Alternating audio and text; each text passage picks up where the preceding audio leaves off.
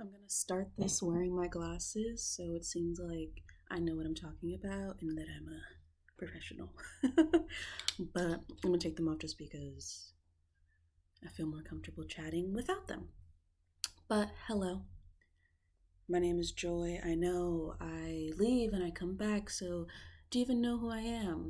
My name is Joy Leandra Scott Thomas, 21 years old, liver of life.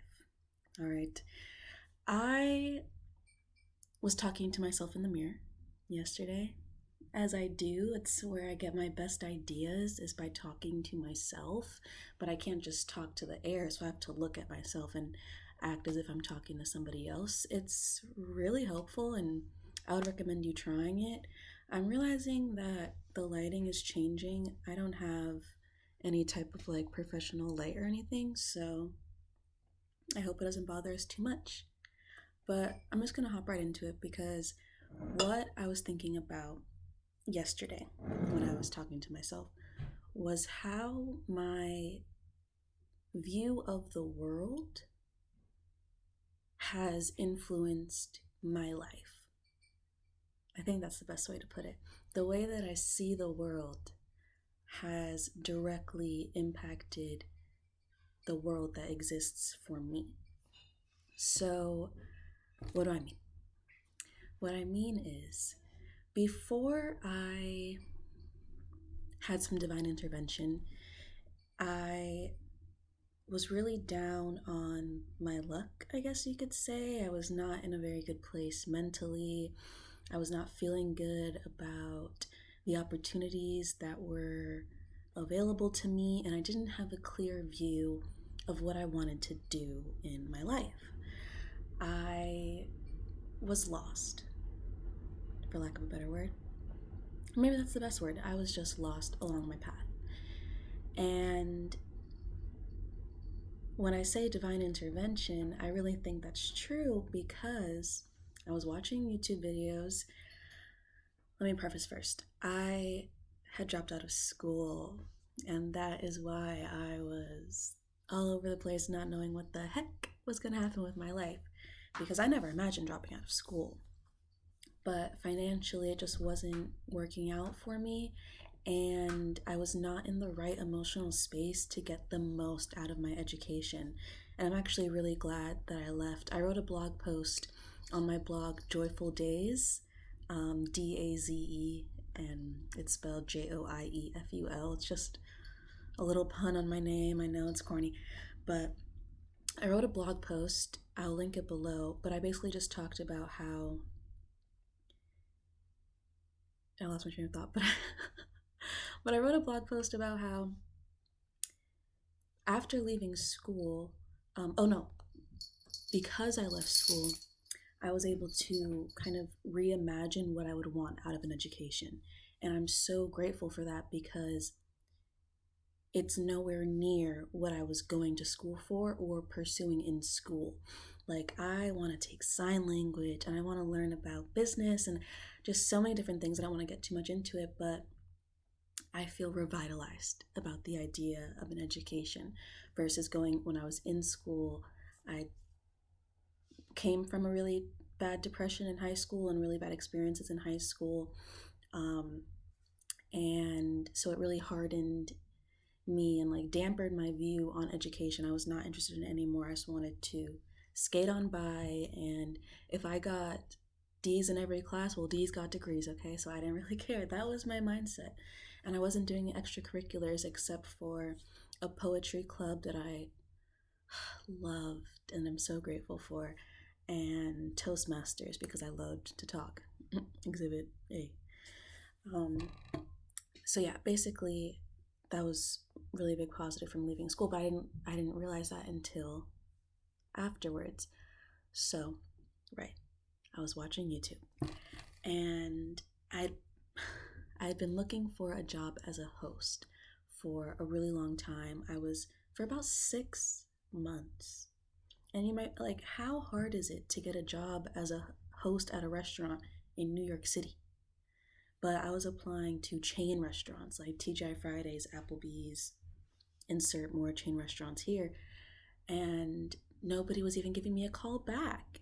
And of course, I didn't have a lot of work on my resume because this was gonna be my first job out of school. And it got to the point where I even dressed up with my resume and went to the restaurants, and they were like, just apply online. And I was like, what the heck? But honestly, I am so grateful because I would have died working at a chain restaurant. I would have died. So, right now, I was watching YouTube and a video came up of this guy who paid his bills using Craigslist gigs or ads. And I was like, you know what? Nothing else is working. Let me try this. And so I went on Craigslist. I was looking through like different gigs, and one in particular stood out to me, but it was unpaid. And it was to be a productions assistant on a film set. And it was LGBTQ plus friendly, and it was an all female cast except for one man who got killed off the first day of filming. So I was in. I hadn't been doing anything for so long. I wanted to network and talk to people and just get out of the house. And so I did it. And the ladies were lovely. I had a great time. I even got to be in some of the scenes that they filmed. It was really cool. And not only that, but a lot of the women who were working in film, needed a day job, and they were working as waitresses and bartenders.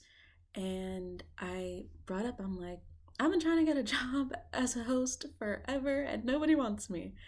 And the lovely, amazing, incredible woman, Nicole, I owe you my soul. She was working sound. She was the boom lady. And she said to me, she was like, if you want a job, I can get you one by like next week. And I was like, oh yeah, that would be awesome. But then I kind of glossed over it. I kept talking. I was like, yeah, seriously. And she was like, no, I'm serious. I was like, take my information. Please, I want a job so bad. And she did not tell a lie. Within a week, I had an interview, and by the next week, I had the job.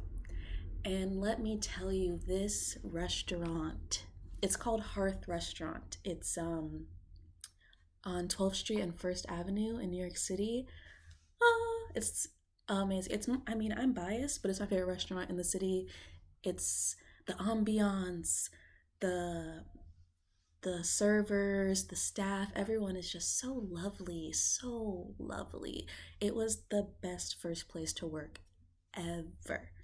And they were so sweet and so kind. And honestly, I worked there for about a year before COVID happened. So literally I was working there up until Corona time, when of course I had to be let go because restaurants couldn't really serve. But it was a dream. And I realized, wow, I put myself out there, took an unpaid job, and it led to the greatest first job I could have ever imagined. And that's when, ding, the light bulbs went off. Psh, psh, psh. My paradigms all shattered around me, and I realized the universe is magic. And all I needed to do was put myself out there and be me, be the joyful joy in which I am, and not be afraid to take a chance, and opportunities would unfold for me. Fast forward, my father was deported. He wasn't deported, actually. He had to sit in a detention center for a year. Dude, the hardest year. But because of my experiences, I knew there's a greater purpose. This is not going to be the end of the world. There's a reason why this is happening. Something like this does not happen to my family, and that's it. It's just a travesty, and we're a tragedy. I'm not a travesty, right? I am an epic tragedy. But so because of that, I decided to join, well, actually, more divine intervention I was scrolling through Instagram and I saw an ad for the Miss New York USA pageant. And I was like, oh, this could be an opportunity for me to talk. Like, if I win this pageant, like, I could get a platform to talk about the unjust immigration laws that are going on in this country right now, because it was bad. The stories about how the people were detained, the treatment that they got in those detention centers was horrifying, and I just wanted to bring light to it. And all of my efforts to reach out to congressmen and people in power were unfounded. And so I was like, if I have this platform, people will have to listen. I'll have a voice. And so I joined the pageant and got accepted. Like, I got a call, interviewed over the phone, got the email saying you're in. And I didn't end up winning the pageant, thank goodness, more divine intervention, because I was not in the position to win a pageant, especially a pageant like that. Kudos to the girl who won. She is amazing. She deserves it. But it just kept perpetuating this idea of there are endless opportunities if you believe and you're coming from a place of openness and acceptance to whatever comes your way. And this is what really changed my life, was simply realigning my thoughts to say, I can receive. I am worthy of receiving, and the world is my oyster. There are so many opportunities around. Like, my goal is to have my own store where it's a place of community.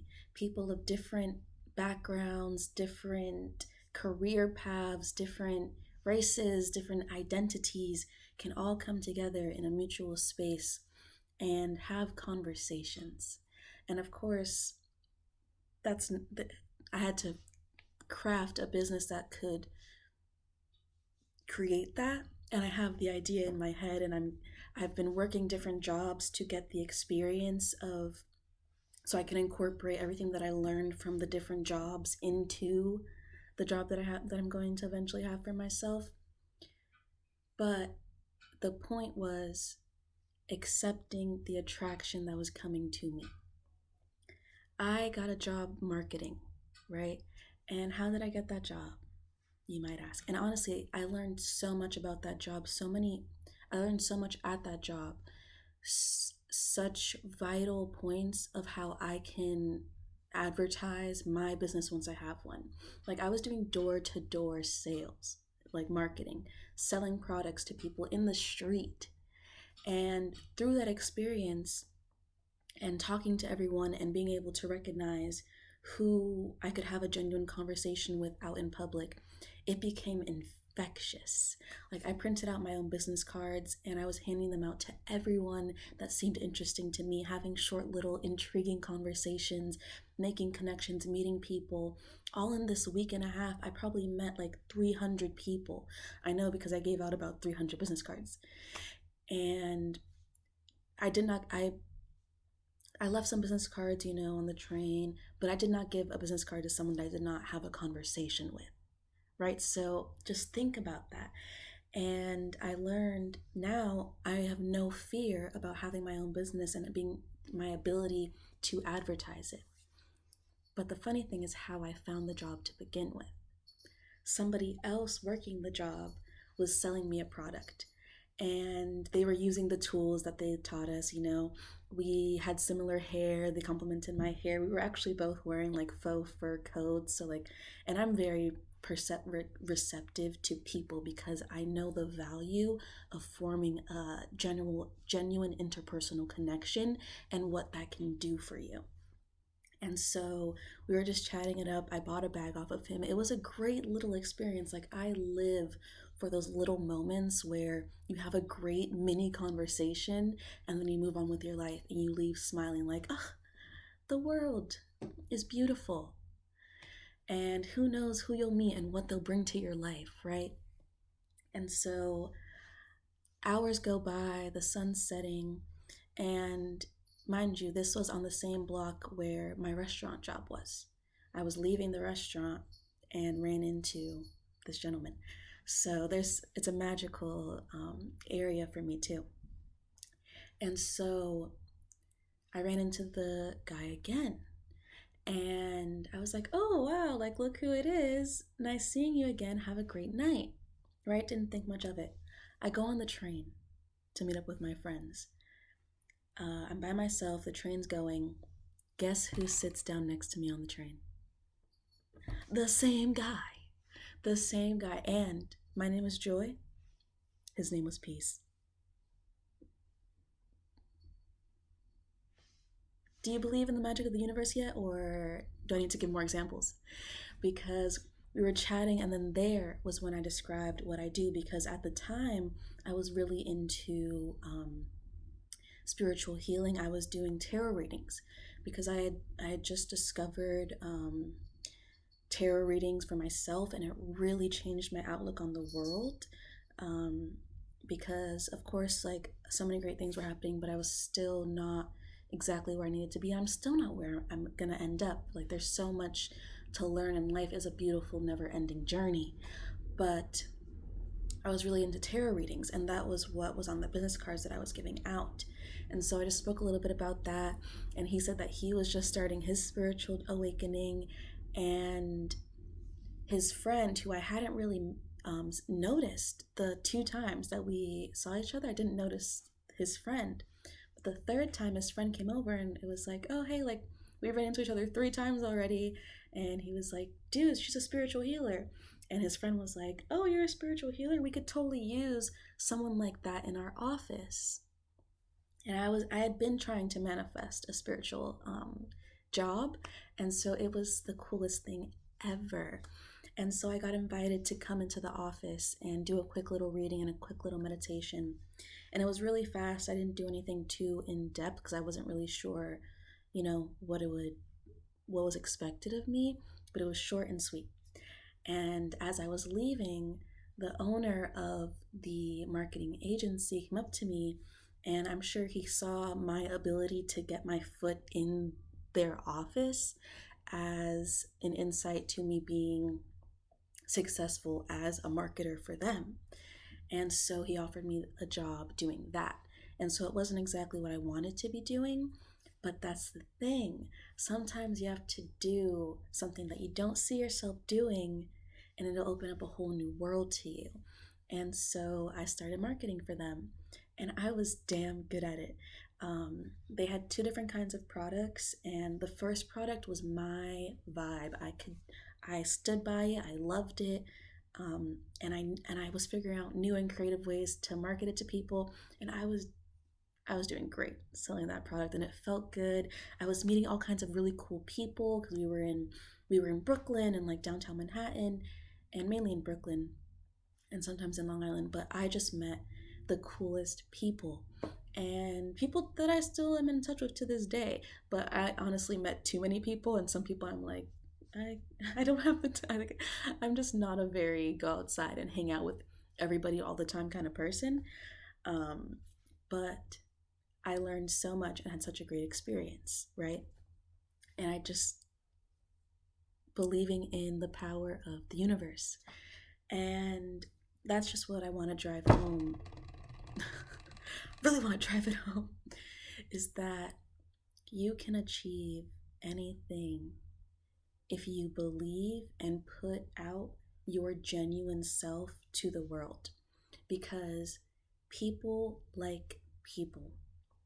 And there is going to be somebody out there who has an opportunity for you, who likes you as a person.